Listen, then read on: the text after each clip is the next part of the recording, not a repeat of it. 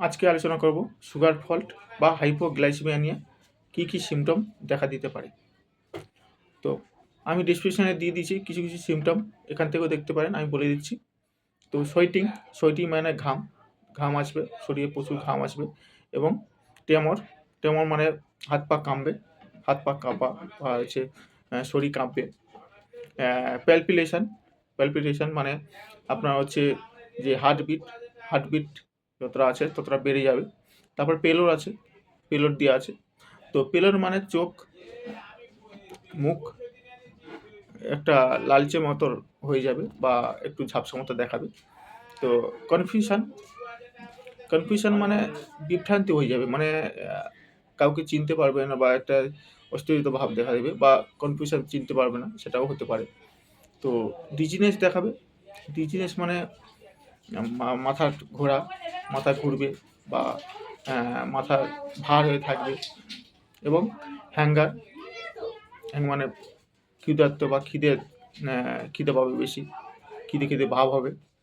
এবং ডিফিনিটি স্পিকনেস মানে আপনার যে কথা বলার যে ভাবটা ওটা চেঞ্জ হয়ে যাবে, আপনি যে কথা বলছেন সেটা অন্যরকম হয়ে যাবে।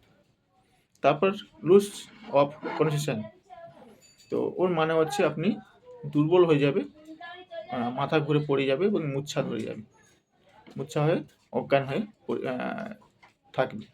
এই সিমটমগুলো দেখা দিতে পারে। অবশ্যই আপনার এই সিমটম দেখা দিলে অবশ্যই ওখান থেকে প্রথমে ঘরোয়া ট্রিটমেন্ট করবেন। ওখান থেকে আপনি যদি মধু থাকে বাড়িতে, মধু খেয়ে নিতে পারেন।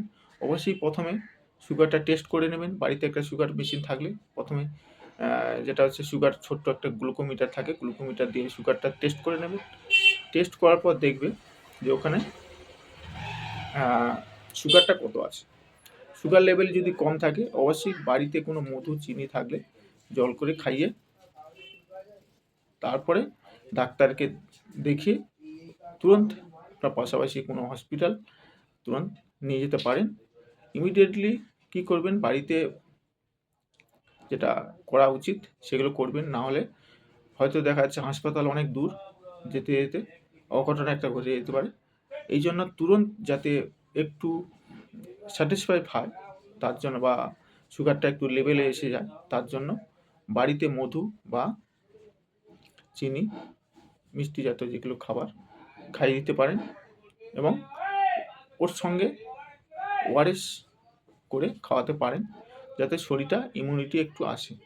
শরীর দুর্বল হয়ে যাবে, তখন ওআরএস খাওয়ালে শরীরে একটা ইমিউনিটি বজায় এসে যাবে।